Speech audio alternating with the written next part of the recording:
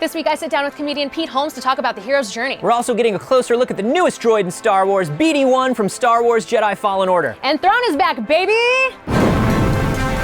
This is the Star Wars Show. From the Lucasfilm headquarters in San Francisco, here's your hosts, Andy and Anthony. Hello and welcome to the Star Wars Show, the most popular Star Wars show ever produced by Lucasfilm.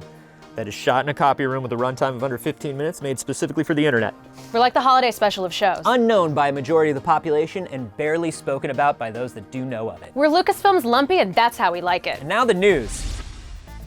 Thrawn Treason, the third and final book in Timothy Zahn's new Thrawn trilogy, is less than a month away from its July 23rd release date, but StarWars.com has managed to get a hold of an excerpt from the book today. The excerpt comes from the opening chapter, which finds Grand Admiral Thrawn crossing paths with the Emperor, Grand Moff Tarkin, and director Orson Krennic. That is a friendly room. That's quite a lineup. Plus, as an added bonus, if you're not into reading and instead want to listen to the dulcet tones of Star Wars audiobook master Mark Thompson, we have that available to you too. Both the excerpt and the audiobook clip are available right now on StarWars.com/SWS, and Thrawn Treason will be available wherever books or audiobooks are sold, beginning on July 23rd. San Diego Comic-Con is less than a month away, and that means one thing: Star Wars exclusives. We're talking chromed out Funko Pops, a 3-pack of Lukes, retro prototype Vaders, a Black Series Boba Fett, and our personal favorite, a Mouse Droid Hot Wheels. Finally, our sweet baby Cheese can perform some death-defying stunts on a Hot Wheels racetrack. Cheese has always wanted to do loop-de-loops.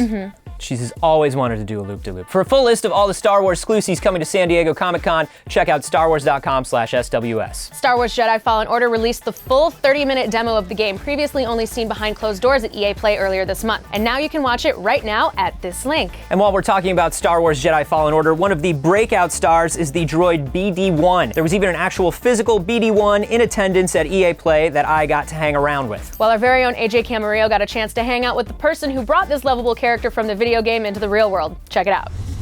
Hey guys, it's AJ, and it's not every day that at Lucasfilm we get a superstar, and today we are here with BD-1 from Star Wars Jedi Fallen Order. I am here with Chris, who actually brought him to life from the video game. What was that process like? It was a quick process. It was a 5.5-week process from start to finish. There's a little bit of everything. There's some 3D print work, there's some handmade pieces to make things go together. Was there anything about creating him that was a little bit more challenging, a little more difficult, that you had to kind of sit back and think about it a little bit more? BD-1 is a game character, so they're using game physics, and I had to apply real-world physics. His head is about as large as the body, so the balance by default is not there. The center of gravity makes sure the weight came down as much to the center of the feet as possible. I had to think about a lot of that and make sure that he doesn't just fall straight over. He almost reminds me of like a pair of macro binoculars on like a chicken walker. Yeah.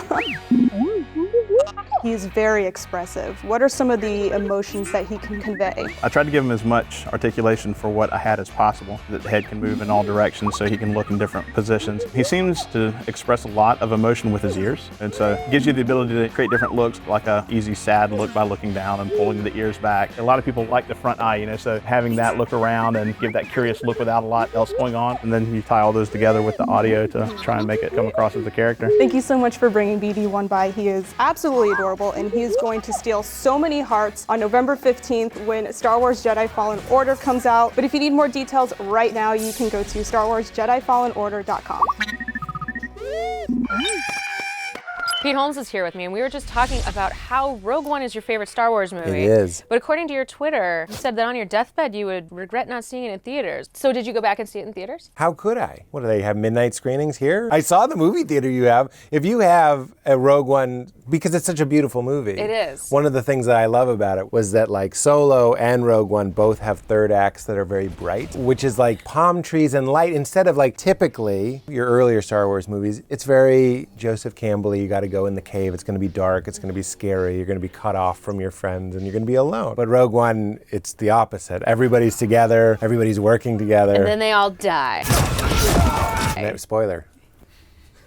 Spoiler. If you're watching this, palm trees and happiness and sunshine and beaches and death. But at least I can see it clearly.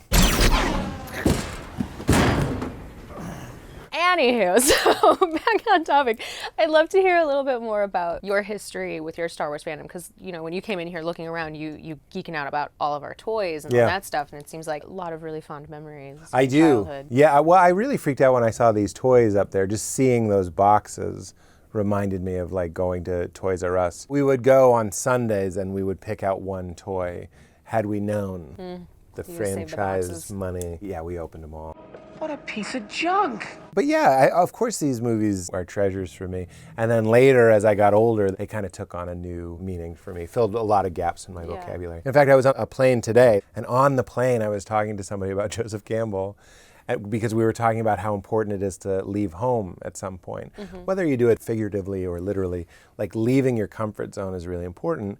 And when I'm explaining the hero's journey to people, I always say, like Skywalker, his aunt and uncle die, and that's usually what propels us on our journey into the galaxy or into the unknown. And there's no better hero's journey than A New Hope. So that is always, as I got like more and more interested in like spirituality or whatever you want to call it, myths, Star Wars kind of had a second life in my life. But I mean, that is a huge thing for me, is leaving where you're from. So I wrote this book called Comedy, Sex, God, and it's sort of my hero's journey. But it's about having to leave what you were raised in. And when I think about those in Star Wars terms, it gets a lot more relatable and a lot more exciting. It's a universally accessible story. Everybody feels like Skywalker. Everybody feels like the lead of the movie, because we're all the leads of these movies. You know, your eyes open and someone, action, you know what I mean? And then you brush your teeth.